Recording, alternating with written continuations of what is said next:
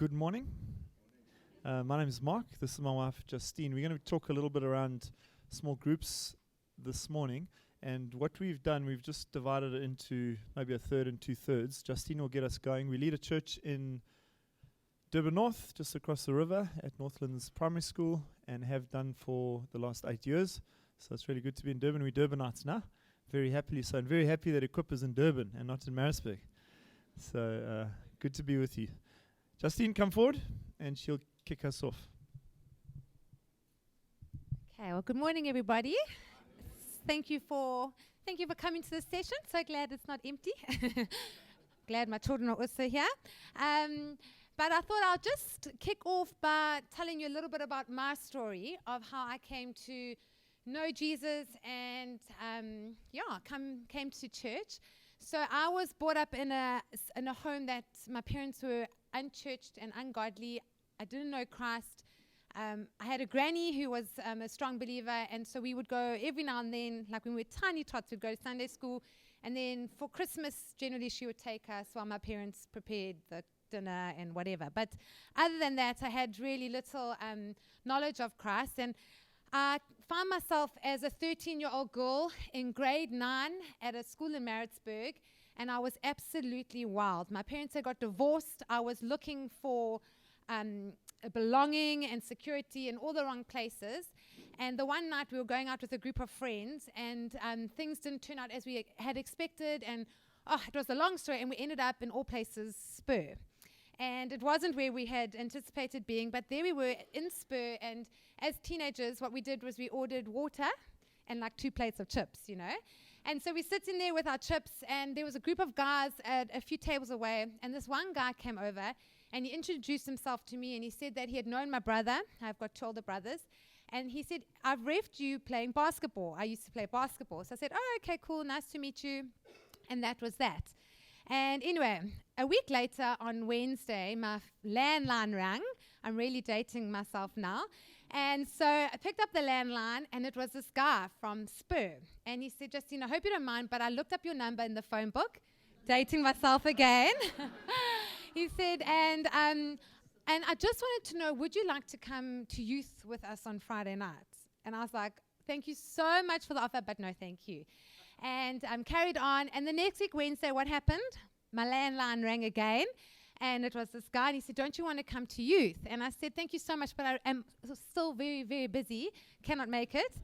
And the week 3 came, same story. On week 4, when that phone rang, I thought to myself, my goodness gracious me, if I don't say yes, this guy's going to phone me for the rest of my life, invite me to youth. So on the 4th week of that invitation, I said, sure, I'm going to come. And I got a friend with me, and he gave me an address of a home. And he said, we meet here, and then from there, we all go to youth. So I said, okay, cool. And I met there with this girl. And I remember sitting in this lounge filled with teenagers. And I was having to, keep my mouth from dropping, because I looked around at all these teenagers, and they were talking about Jesus. And I was like, how are these kids talking about Jesus? And they're not dorks. They were not weirdos. They were not like freaks. They were just normal teenagers like me. And they were talking openly about Jesus. I couldn't believe it. And in that house, in that moment, I felt like my heart cracking open. And then that night went to youth, and there was an altar call, and I got saved on that night. And that was the 24th of April, 1998. And from then until now, I know. From then until now, I've served Jesus. That's 25 years. But I want to say that it actually started in the home of a stranger. I didn't know the people who owned that home, and I was surrounded by people that I had only met in that night for the first time. And God came and met me in the most real way. And friends, today Mark and I are just going to be sharing a little bit about small groups and the power of the home. And I want to encourage you all that so often we think of our corporate times as being the most important and the most impactful. But I want to tell you that we're going to see this morning that Jesus uses the home, that there is so much power to be found in the place called home. So that's a little bit about my story. And this morning, I'm just going to really spend 5 minutes answering the question, why? Why do we believe in small groups? Why do we do them? And for me, the best picture when I think about small groups is the picture of a heart. I wish I got a little video of this, but we all can imagine a heart beating. Do-doof, do-doof, do-doof, do-doof. The heart is the thing that keeps us alive. It keeps the blood pulsating through us. If you're looking at someone and they are looking back at you, you know very much that their heart right now is beating. It is pumping the blood around the body. And for me, that is what connect groups are like in the church. They are like the heart. Maybe a little bit unseen, maybe not always front and center, like maybe your Sunday sermon or your worship, but it's the place in the church that keeps the church healthy. It keeps the church alive. It keeps the church connected. It keeps the blood and the life of Christ flowing through the church. These small groups create a few things that I'd like to just say. They create discipleship. I wish that on a Sunday when you crack a great sermon that we could say, had great moments of discipleship. But when we look at the way that Jesus lived, discipleship happened by him saying to his disciples, follow me, look at me. Okay, now you have a go, you try it out, and now off you go. That can't happen on a Sunday in church. That has got to happen somewhere else. And I want to suggest that the best place for that to happen is in our homes. The other thing that happens in our homes is that we really get to look after people. In church on Sundays, we can touch people's backs and say, it's great to see you. I hope you're feeling better. I hope you're doing well. But in a small group, you really get to hear the needs of people. You really get to be there. Suddenly, someone's got a trauma. Their kid has been in an accident. If you know that, if you're part of a community, you can rush in. You can bring meals. You can send prayers. You can do gifts. You can rush in there because you are in a group. You are connected, and it's an easy place to care. And as leaders, Mark often says, if someone is involved in a connect group, I don't worry about them. He doesn't worry about them because he knows they're in community, they're going to be cared for. Another thing that these small groups do is they bring community and belonging. So we've been planting a few new connect groups over the last little while, and the one thing that I've heard is someone saying, I'm so glad now when I get to church on Sunday, I'm going to know some people. And that's what happens, is that so often we want the belonging to happen in our fellowship time after church, but people gravitate towards people that they know. And so if people can be found and get to know each other in a lounge, they will very most likely feel a sense of belonging in your corporate meetings. And another and last thing is that when we have small groups meeting in homes, the chances of people maturing in their faith are great, because suddenly they are having to churn over the Word of God. They're having to think of an opinion. They're having to maybe prepare something. And this is the best place for raising leaders. Again, it would be so easy if we could just hold these lovely conferences and do leadership training and say, all the best, now off you go and do it. But to ensure leaders that are lasting, that run the race, that are leading in 25 years' time, I really want to suggest the best place for training is in a connect group, where it's safe, where if you make a mistake, the 12 other people with you, they're happy to encourage you. They're happy to spur you on. Someone is there to say, you did a great job here. What about next time doing something like this? Connect groups is a beautiful place to mature and for us to see leaders come through. If we look at the life of Jesus, he was a super fan of homes. In the Gospels, we see that there are over 50 accounts of Jesus using the home for ministry. And I just want to go over a few of these. And I'm praying it inspires us to really get homes open in our churches and our ministries. But the first thing that we see a lot of is that Jesus healed in homes. Jesus did a lot of healing in homes. In Matthew 8, we see that Peter's mother-in-law is healed of her fever, of her sickness, and that took place in a home. And then it says after that, the whole town gathered around that home, and Jesus continued to heal and set people free. But that happened not in the synagogue, but out of his home, out of Peter's home. And then in Luke 5, we know that story so well, where Jesus is in a home, and he's teaching, and some friends have a friend that is a paralyzed friend who's sick. And what do? They climb onto the roof of the home, and they open the ceiling, and they let their friend down, and their friend walks out the front door of the home, healed. And I really believe that so often we longing and hoping for healings to happen in our church meetings, but we can see them happen in homes. That's certainly what Jesus did. The other thing that we see Jesus did in homes is Jesus restores. He restores the human heart. In John 11, we have, in Luke 7, Jesus went for dinner at Simon the Pharisee's home. And they're sitting there and they're having dinner, and the sinful woman walks in, and she falls at Jesus' feet. We know the story. And she pours out her perfume, and she wipes the feet of Jesus with her hair. And Simon is shunning her and saying, this is not acceptable. And Jesus is saying, this is so beautiful. And what is he doing? He's restoring her to a place of dignity. He's giving her a hope and a future. And again, that is a home is the most beautiful place for us to restore people, to give them dignity and a hope and something to look forward to in their future. Another thing Jesus did in the home is Jesus brought comfort to people. In John 11, we see Mary and Martha. They are mourning the loss of their brother Lazarus. And it says that the ladies say to Jesus, if you had come when we called you, our brother would not have died. And it says there that Jesus wept. Jesus showed compassion in the home. And it's a beautiful place. A home is a place that is safe.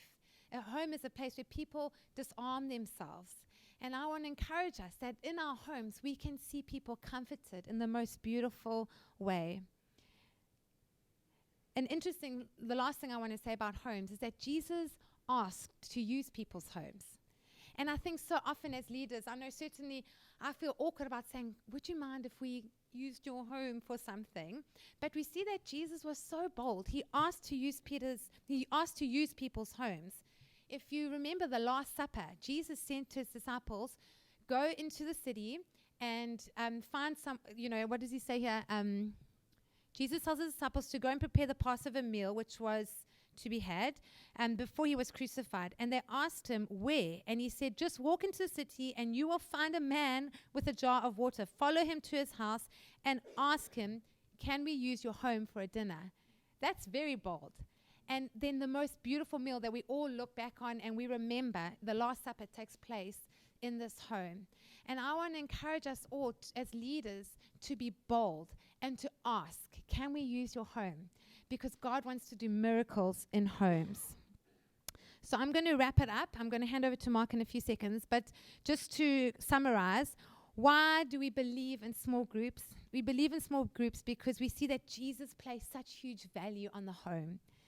That Jesus used the homes and he demonstrated power in the homes. And lastly, we know that scripture, I haven't referred to it, or referenced it, but in Acts 2, when the church is just like multiplying and on fire and at its most glorious, we see that it says that they met in the temple courts and they met in each other's homes. And so if for no other reason, but it's what the early church did, we need to be following this example of meeting in homes. It needs to be something that we elevate. It needs to be something that we prioritize. And it needs to be something that we really put our attention to. And then the last thing that I want to learn, I just want to end off with a fun video, and then Mark will take over. But the other reason why we meet in homes is because life is always better done together.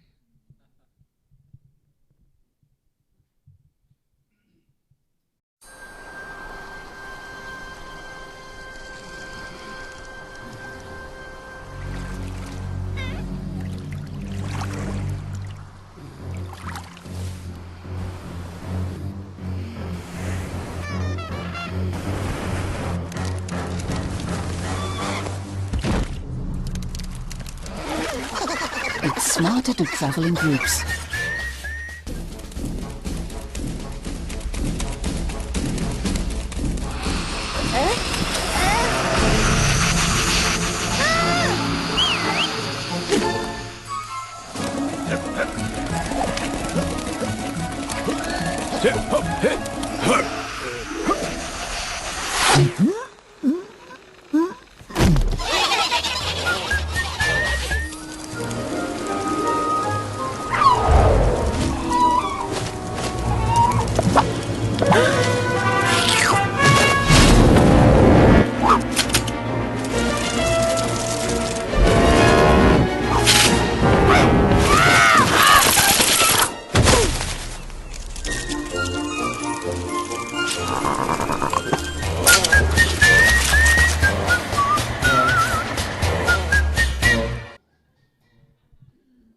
go.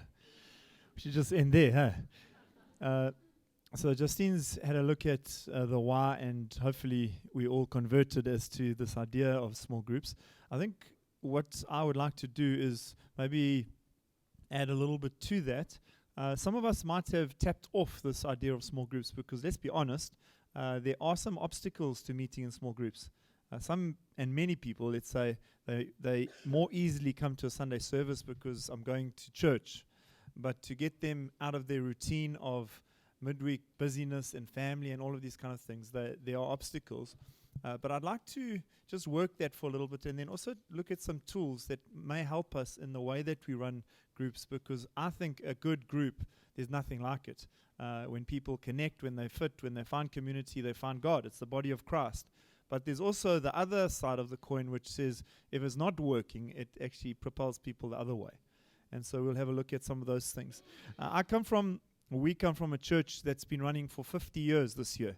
Quite incredible. Ray Oliver led it for nearly half of that time, and now Grant Crawford has been leading for nearly half as well. Ray used to say this when I was a teenager. I joined the church in 1991. He used to say, what happens if persecution breaks out in the church? And I used to think to myself, well, that's pretty bleak. This is Africa, and it's not the Middle East. Didn't really know what he was getting on about, but it was quite an interesting question. You say, what will it do to your faith? What will it do to our gatherings? What will it do to the future? And I'd never seen persecution really break out until COVID hit. Great question.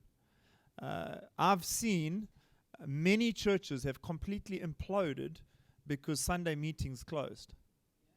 But one of the things that I experienced, having led a local church for a number of years now, is that we had very strong connect groups, and honestly, through COVID, we didn't skip a beat.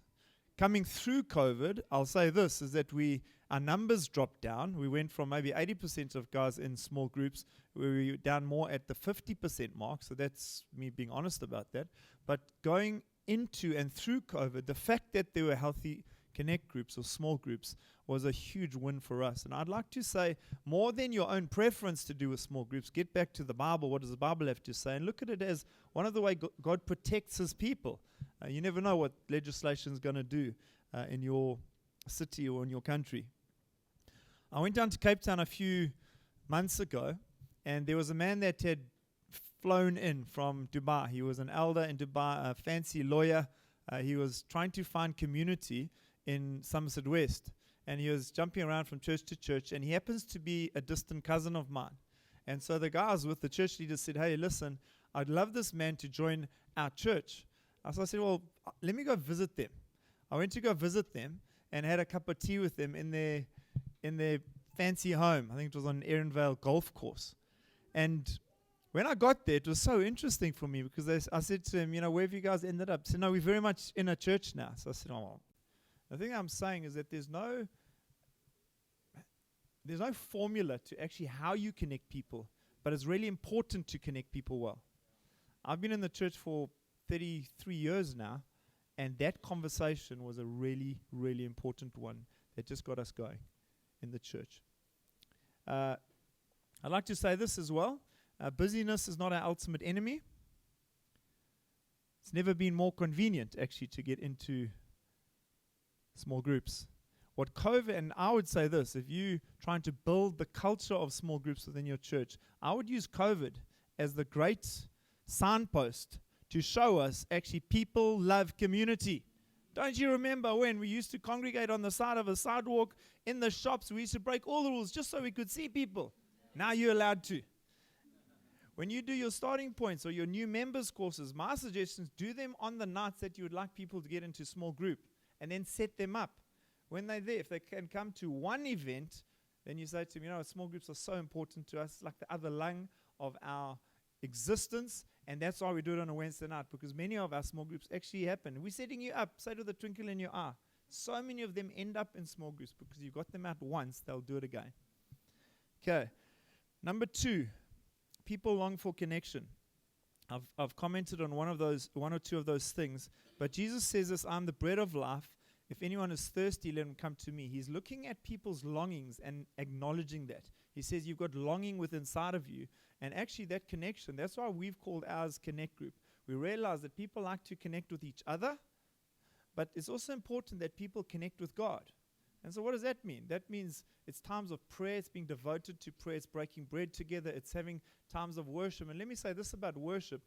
I don't think small group leaders should be worship leaders, or else you'll have a very few of them, or you'll have maybe many leaders but not too many people, because it can be horrific in a small group if someone's leading worship and they shouldn't be. Yes? Ever been in a meeting like that? I think you can play a song. You can, if you've got a musician, by all means. But I'm a musician, and very rarely do I pick up my guitar because it's just a little bit more awkward in a small group, particularly if they're new people that are walking in. And I've got huge faith for that.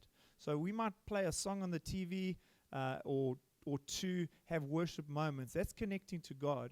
And then the third thing that we believe sincerely is that it's important to connect to the Bible. And so it shouldn't just be a social gathering, although those are good. I've noticed that many of our best meetings, and I say best in inverted commas, are those that have got food and they've got no spiritual contact or diet. That's not a great long-term goal. Actually, we need to be devoted to the Word. So, people long for connection. The third point I want to make is that the best leaders are facilitators, not professors. Why I say this, and let me explain it for a moment. In 2011, I did a bit of a survey with all of our small group leaders. There were about 150 of them. That was in Maritzburg. And I was interested why many of them were burning out and why they were taking steps back. And I wanted to know what made them tick and come alive. So I asked them a whole bunch of questions. I said, do you love facilitating a group discussion? Do you like facilitating the Holy Spirit? Do you like teaching the Bible? Do you like hosting in a home? Do you love people? I gave them like 15 different things that, do you love leading worship? That all the different leaders might do. What are the things that drain you of energy? Like heavy pastoral cases, etc., etc. It was amazing. All the feedback that I got was very disparate. I was quite disappointed, actually. I thought to myself, I wish many more of our leaders loved doing all of these things. It wasn't the case. Many of them were like under 50%. They actually were drained by the people. But there were two things that stood out to me that it was about 85% of all of our leaders did enjoy. One, they loved hosting. And number two is that they loved people. And I remember taking a step back and thinking to myself, I think we can work with that.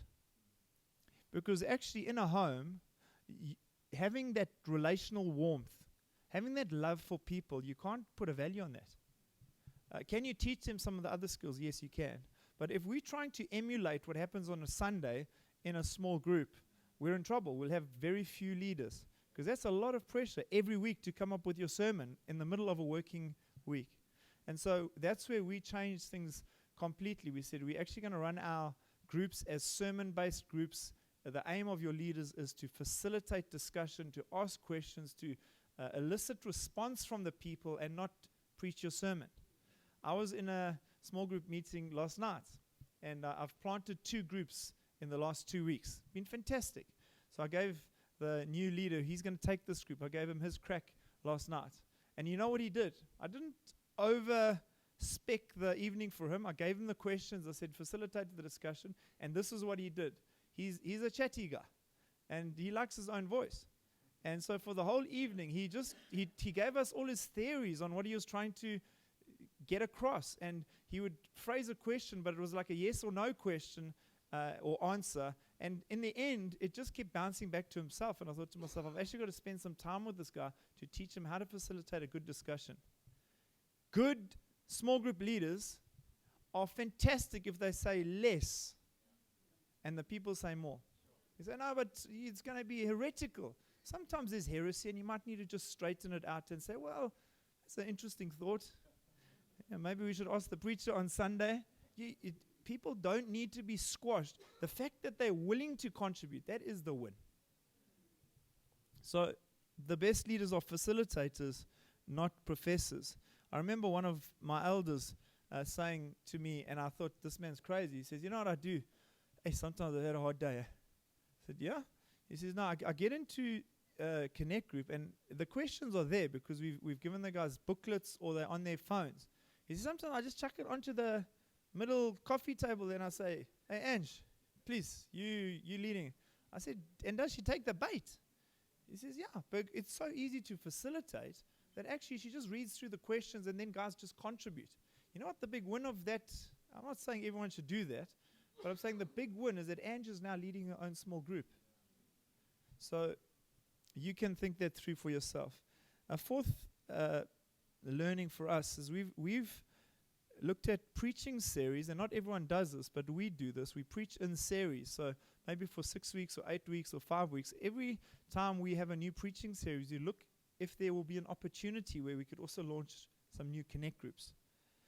And we've found those to be very effective because people, they burn bright in the beginning and then they dull down. But if you're going to get ready for your new preaching series, the church gets quite excited about that for a Sunday, but they could also get excited about it for small groups.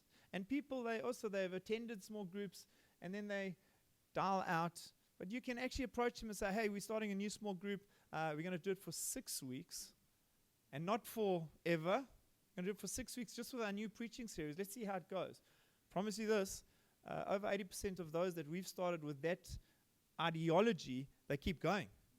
Because the people connect well. But the nice thing about it is that people don't feel like they're signing up until eternity. And we talk about on-ramps and off-ramps. It's easy to get on and it's easy to get off as well. For the people and for the leaders. It is a bit sad when 1 or 2 leaders have come and said, I said to you I'll do it for 6 weeks. Yeah, that's cool. Out you go. And then we find a new leader. But that's okay. At least we got it going. And it's effective that way.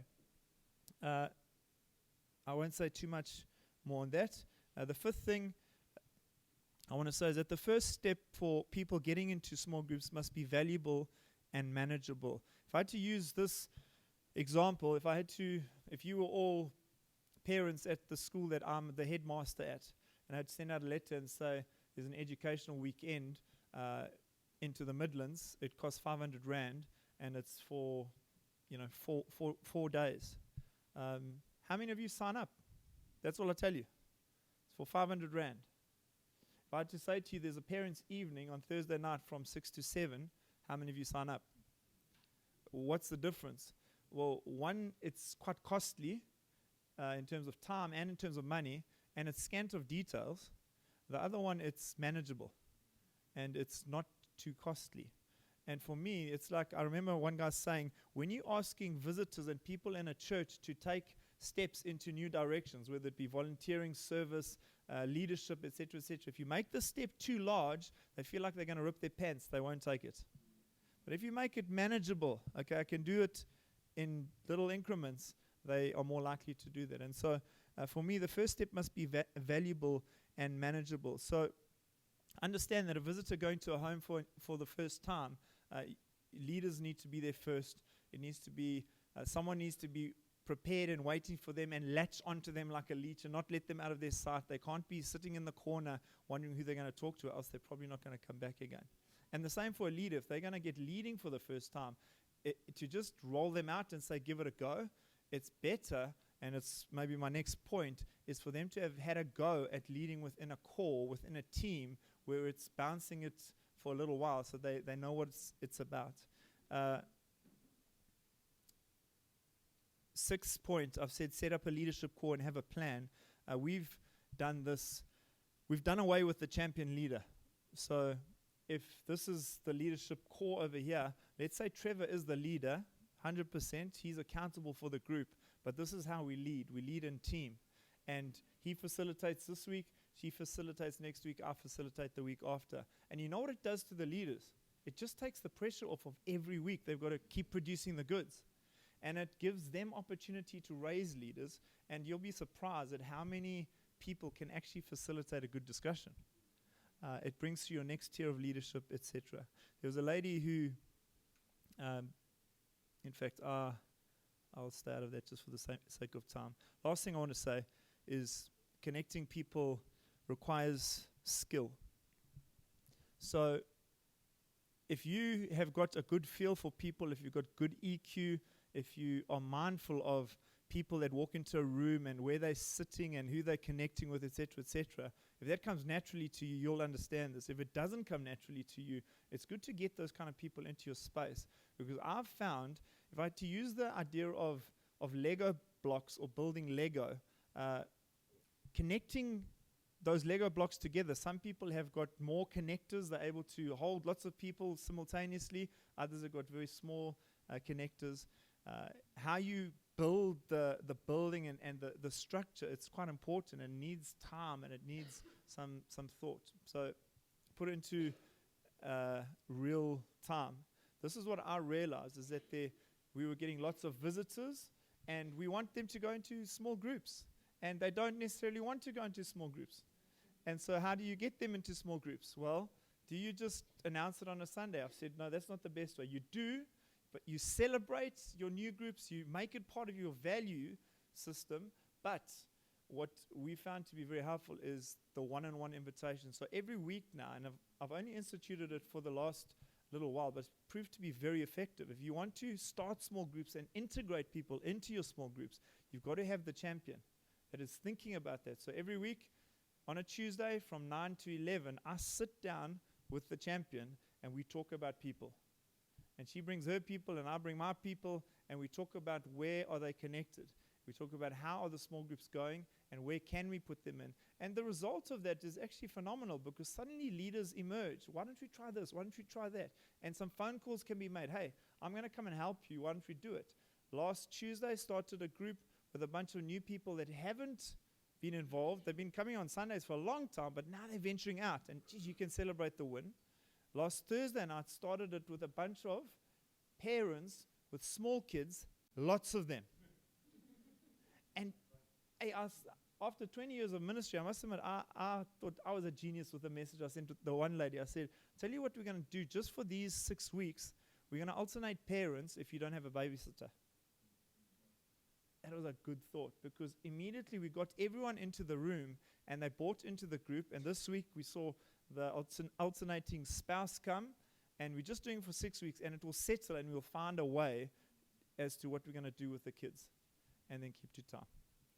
I'm going to stop it there for the sake of time.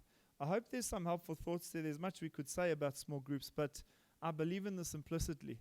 I actually put up, when I knew I was talking about this, I put up a post on my Instagram profile with this new group we planted last week, and I said this: I've been attending small group since I was born in 1979.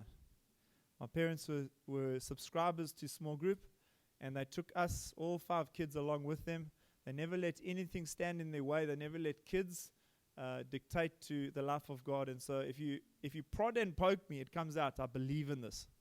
I never understood it fully until my teenage years, when I was given the reins of leading a small group. And I remember my first small group, all the people arrived and I ran out and I nearly got sick. I was so overwhelmed. I was about 13 years old.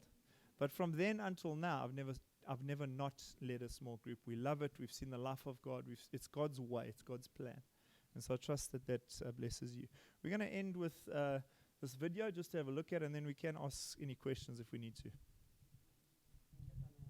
We lived on a small holding in the Transvaal. We were raised in a loving Anglican home. We went to Catholic convents. The best nursery school in the area was a Jewish nursery school.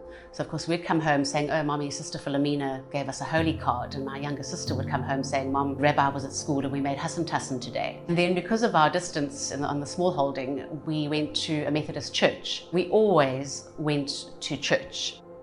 My name is Wendy Slater. My journey was really a solo one. I suffered from the most dreadful, debilitating anxiety and depression. And my sisters said to me that it wasn't my lifestyle that was causing the depression. They felt that it was my isolation. You know, having gone from being a career woman to being a housewife, not having children of my own, become more and more reclusive and isolated. And they said I needed to be with people. And Monique said, you have to get yourself to a connect group fast. I picked up the phone, I messaged Justine from my dark room with curtains drawn at midday. It just so happened that Thursday evening they were having a connect. So I put on my best brave face and a fake smile and off I went. It's actually from a connect group that I joined One Life Church. And that for me was the first time I'd ever encountered God. I knew God, and I thought I had a relationship with God because I read my Bible and I did all the things that you were meant to. And what was miraculous for me was that I hadn't encountered God in a church. I'd actually encountered him in a home of strangers who were to become some of my best and closest friends. The more I was going to Connect Group, the more I was offering to assist in ways that I could. I wanted to share it with someone that was close to me. Peter, my husband, he believed, it's not that he wasn't a Christian, but he did have questions. Through actually living my faith, just things started shifting, and Peter is more committed in his Christianity and his walk in faith now than ever before. When you are grappling with really, really big questions in life, those questions can only be answered by people that are further along their walk, by friends in community, in church. And I think that, for me, is what the church is. It's community, it's not a building. You can't live Christianity in isolation. It is best lived in community. That's Wendy. Are there any questions just before? We've got about 8 minutes. Yes. Do you want to use this? I'll just put this on quickly. I'm from Freedom Gate down South Coast. And I just felt that with small groups, we often have people that fall out of church. And with a small group, you can actually follow up. You're more conscious of them falling out. And you can follow them up and find out what their problem is or counsel them, which you can't do in church because they just are remote. They're just another number that disappears. I think it's a very good comment. I don't even need to add to that. I will say this: we actually had a prayer meeting the other night where we, for whatever reason, we decided to mobilize the church through small groups, and it was overwhelming how many people came to the prayer meeting. And I actually went back and thought to myself, this is the power of small groups. If you've got people in them and you've got leaders on board, you can actually mobilize your church. The heart of your church is strong. So yeah. Any other questions? Yeah.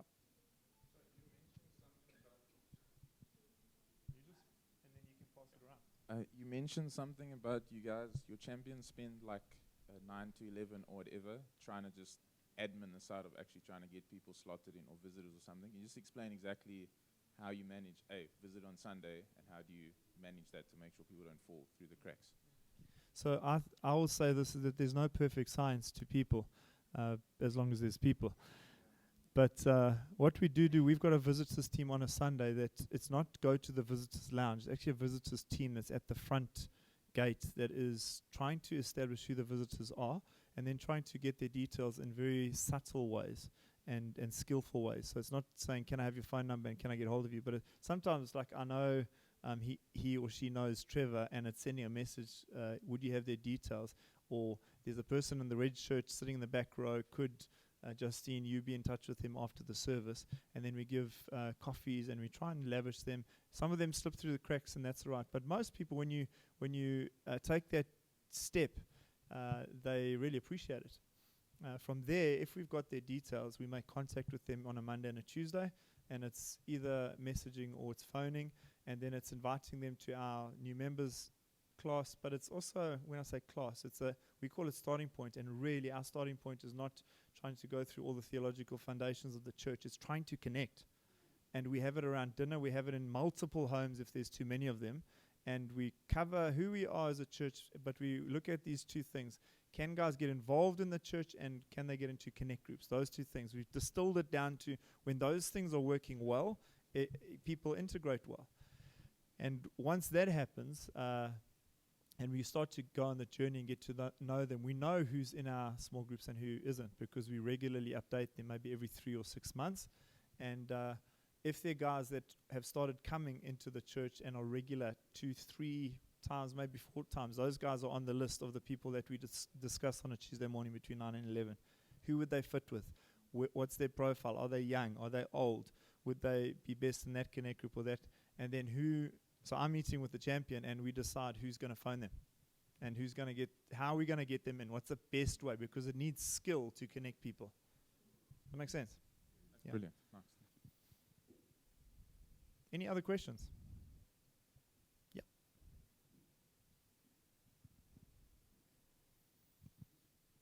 So just one other thing. When we come back the next week to the 9 to 11 meeting, we're also feeding back on the work that's been done and do we still need to carry it on, etc. Yeah.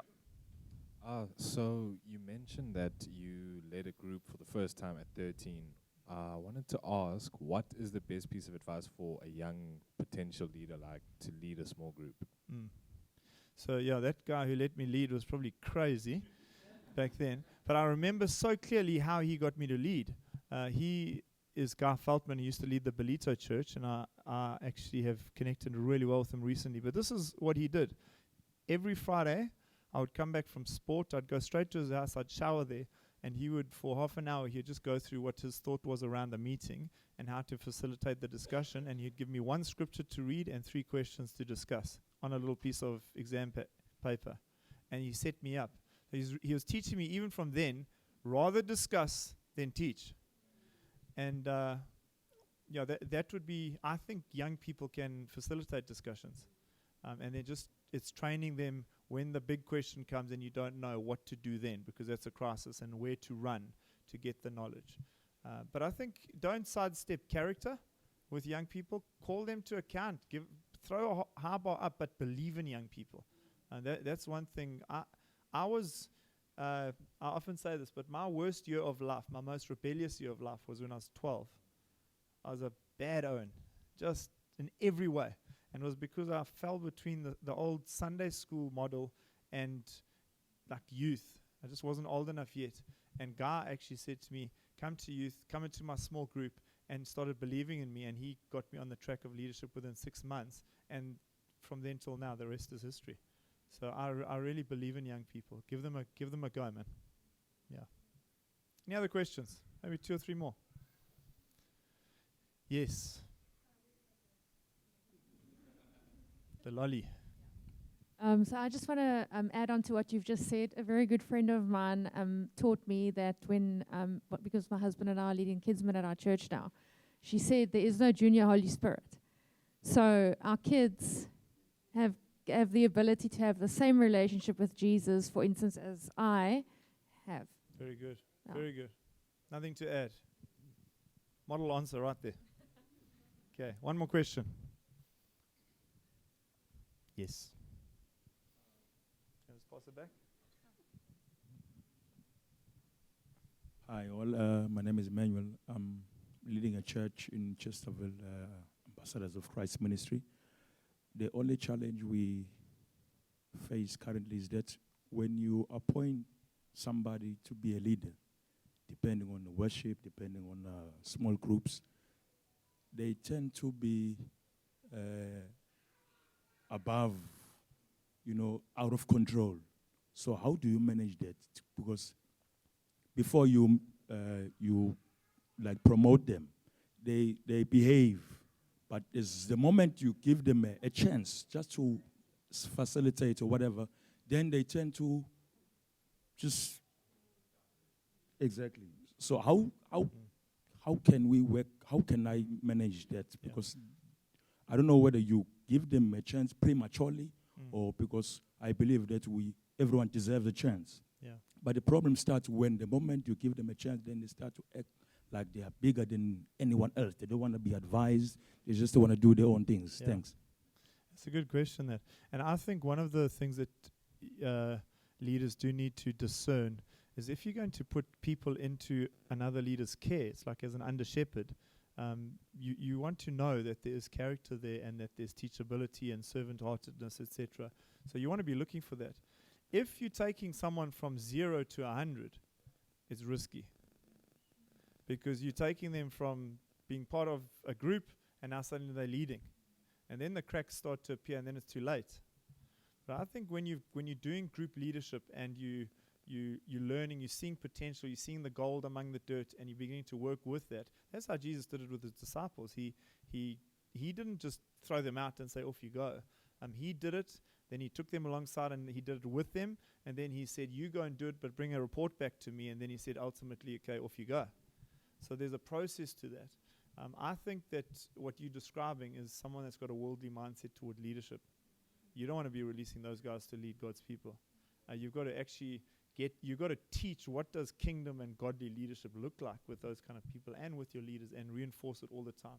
What is leadership? It's servant-heartedness. It's laying down your life. It's all of that. And if that's not apparent, that's very concerning, yeah. So I mean, there's a lot more that could be said, but I just think for all of us here, it's risking wonderfully, believing like God believed in you, but it's also not taking shortcuts when it comes to character and those things that ultimately that damage God's people. Okay. Wonderful. It's been a good session with you guys. Oxygen is out of this place. You want lunch. Thank you for joining us. Cheers.